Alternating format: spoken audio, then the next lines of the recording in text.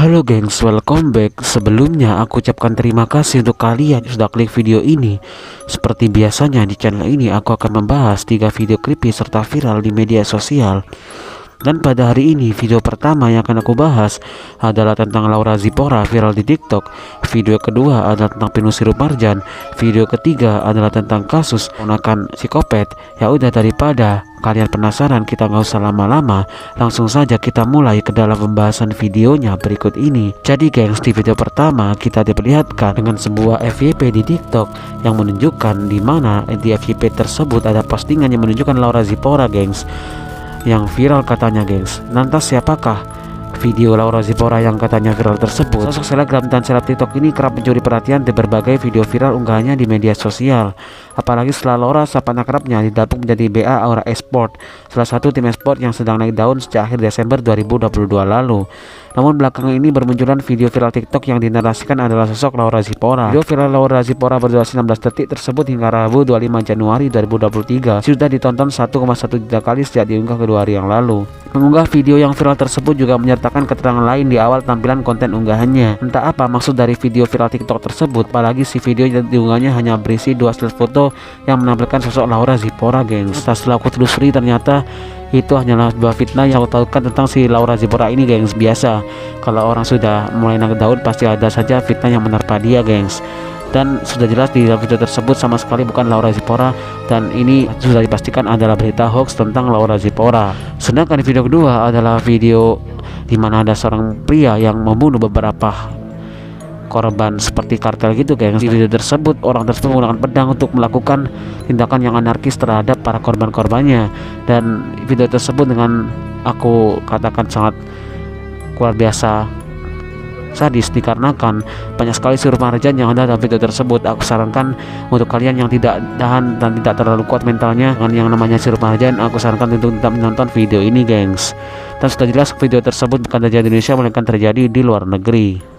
Sedangkan di pembahasan ketiga kita akan membahas sebuah kasus yang pernah terjadi di Ukraina, di mana kasus tersebut menunjukkan rekaman CCTV yang ternyata adalah seorang ponakan yang berusaha menikam seorang bibinya sendiri gengs.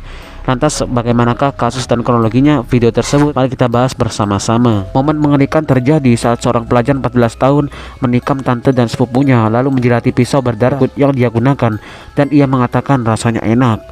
Remaja yang tidak disebutkan namanya ini oleh Sun Online diduga telah menikam Yulia Nevgorovska dan putranya yang berusia 4 tahun sekitar 50 kali sehingga mereka hampir mati. Korban lalu dilarikan ke perawatan intensif dengan banyak luka tusuk, dan petugas medis rumah sakit mengatakan keduanya telah selamat. Serangan itu terjadi di desa Kryukivchnya dekat ibu kota Ukraina, Kiev, ditangkap oleh kamera pengintai. Dalam video yang ditayangkan di saluran TV lokal, seorang penyerang terlihat mengejar seorang wanita di halaman rumahnya dan menusuknya dengan golok dan pisau berburu. Mengingat kejadian tersebut, Julia mengatakan kepada wartawan dia melihat pisaunya dan berkata, "Sekarang saya tahu mengapa maniak minum darah. Rasanya enak, darahmu ada di sekujur tubuhku. Selamat datang di duniaku," katanya. Menurut Julia, kejadian mengerikan itu terjadi setelah ia memasuki kamar keponakannya dan melihat adanya goresan di lantai kayu. Julia berkata, "Saya sedang membersihkan kamarnya ketika saya melihat goresan dan bertanya dari mana asalnya. Dia tidak menjawab dan keluar dari kamar. Saya pikir dia ketakutan. Diperkirakan goresan garam itu disebabkan oleh pisau." Beberapa menit kemudian, Julia mengatakan dia menemukan bocah itu di dapur. Dia berdiri di dapur dengan kepala berkerudung dan lengan terlipat. "Saat aku mendekat, dia bergegas ke arahku dan menusukku dengan pisau," tambah Julia. Julia yang terluka coba melarikan diri dari rumah mencoba untuk menjauhkan anak itu dari putranya yang masih kecil. Di halaman rumahnya, dia berhasil menggunakan ponselnya dan minta bantuan. Namun hal itu malah membuat bocah itu semakin marah, lalu mulai menikamnya di dada dan punggung. Setelah dia jatuh ke tanah, remaja sadis itu kembali ke rumah dan menyerang putra Julia bernama Mikhail. Mendengar jeritan anaknya, Julia berhasil bangkit dan bergegas menyelamatkannya.